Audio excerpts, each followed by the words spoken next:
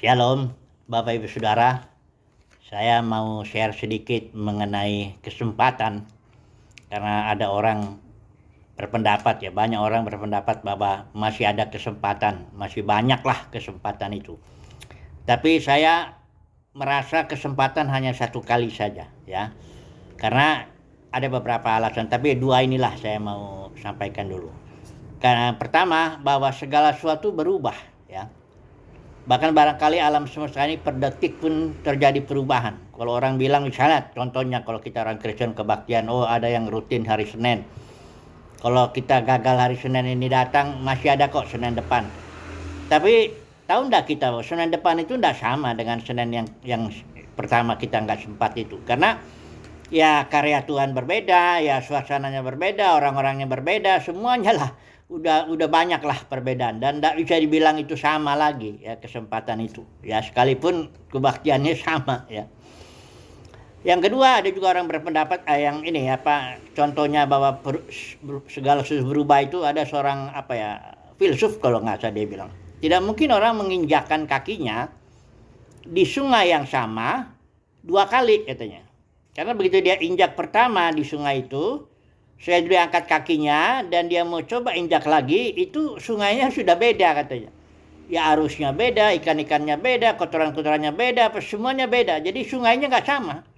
Jadi hanya mungkin satu kali saja orang menginjakkan kaki di suatu sungai. Nggak mungkin dua kali. Jadi kesempatan satu kali.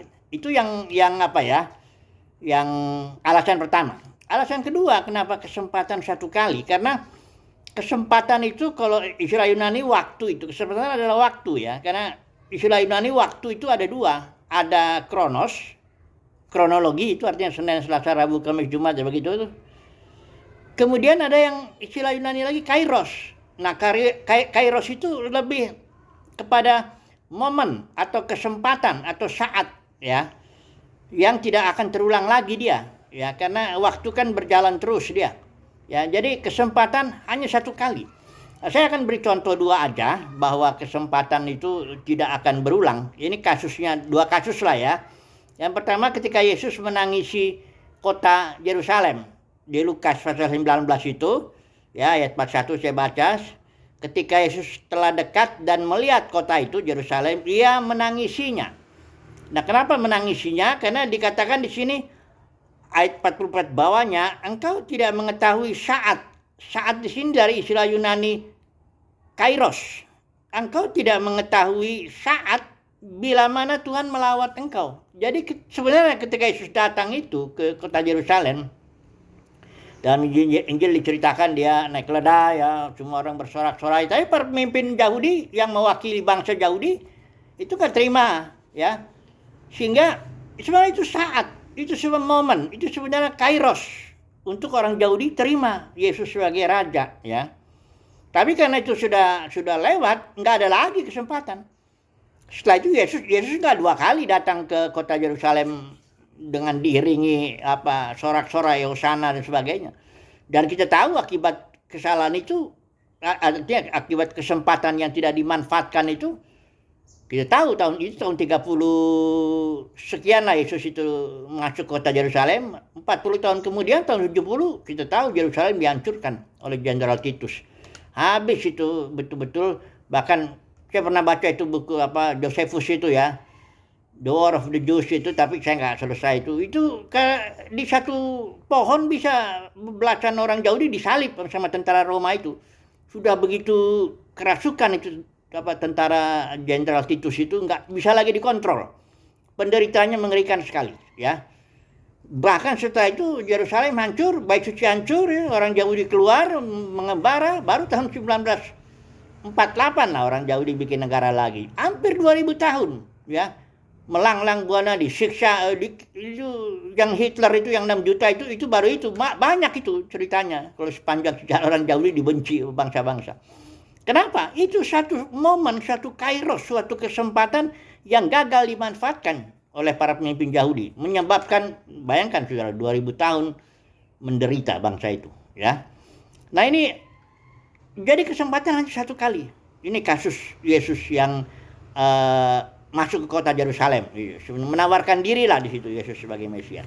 Kemudian ada kasus kedua yang juga kesempatan itu membuktikan bahwa kesempatan satu kali, yaitu kasus di mana Yesus diurapi sebelum dia dikubur, mati, disalib, dikubur, diurapi oleh seorang perempuan ini di Betania ini ya. Ini saya baca dari Yohanes pasal 12 ya.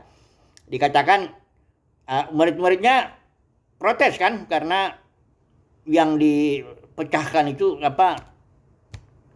buli-buli itu berisi minyak wangi yang sangat mahal gitu ya. Wangi ruangan itu akibat perempuan memecahkan buli-buli ya, mengurapi kaki Yesus ya. Terus murid-muridnya bilang, ya kenapa ini nggak dijual uangnya untuk orang miskin gitu. Yesus bilang begini, ayat 7 ya, biarkan dia melakukan hal ini mengingat hari penguburanku. Karena, kata Yesus, perhatikan ini, orang-orang miskin selalu ada padamu. Artinya kamu kalau mau kapanpun itu kesempatan ada untuk itu, untuk orang miskin, ngasih orang miskin. Tetapi aku tidak akan selalu ada pada kamu. Artinya kesempatan mengurapi atau memecahkan buli-buli kita bagi Tuhan Yesus itu hanya satu kali aja seumur hidup. Ya, saudaraku, ini saya bicara soal perihal mengikut Yesus ya. Nanti kadang-kadang kita akan temui masing-masing orang beda tentu pengalamannya. Tapi pengalaman saya sendiri setelah 10 tahun atau belasan tahun itu, ada saat, ada momen, ada kairos di mana Tuhan Yesus memberi kesempatan kepada saya untuk memecahkan buli-buli, sesuatu yang sangat saya hargai, sesuatu yang sangat saya nantikan lagi, yang saya cari dalam hidup ini, itu harus saya pecahkan demi kepentingan Tuhan Yesus ya. Dan hidup saya berubah sebelum dan sesudah itu, terjadi perubahan drastis lah. Nah, saya bersyukur bahwa saya mendapat kasih karunia untuk tidak terlewat lah kairos yang Tuhan berikan untuk memecahkan buli-buli itu ya. Nah, jadi kesimpulannya bagaimana? Simpulannya bahwa kesempatan itu ya memang kasih karunia lah untuk orang bisa melihat itu dan mengambil kesempatan itu ya. Memang bahkan per hari itu butuh kasih karunia untuk kita bisa melihat ini kesempatan untuk berdoa, kesempatan untuk baca Alkitab, kesempatan untuk bertemu seseorang, kesempatan untuk berbisnis. Itu hanya satu kali di hari itu. Dan itu butuh kasih karunia untuk kita bisa melihat ya. Untuk melihat kesempatan itu dan memanfaatkan kesempatan itu ya. Baik kesempatan apapun juga itu ya. Nah, jadi kesimpulannya butuh kasih karunia untuk melihat kesempatan dan bahwa kesempatan hanya satu kali saja ya. Semoga kita mendapat kasih karunia untuk menggunakan setiap momen, setiap saat, setiap kairos ya, sehingga kita menjadi orang-orang yang istilahnya nggak nyesal lah di hari kemudian ya. Banyak orang kan begitu di masa tua udah mana nyesel dia, kenapa saya nggak gunakan kesempatan begini sebagainya. Semoga ya Tuhan memberikan kita kasih karunia. Haleluya, amin.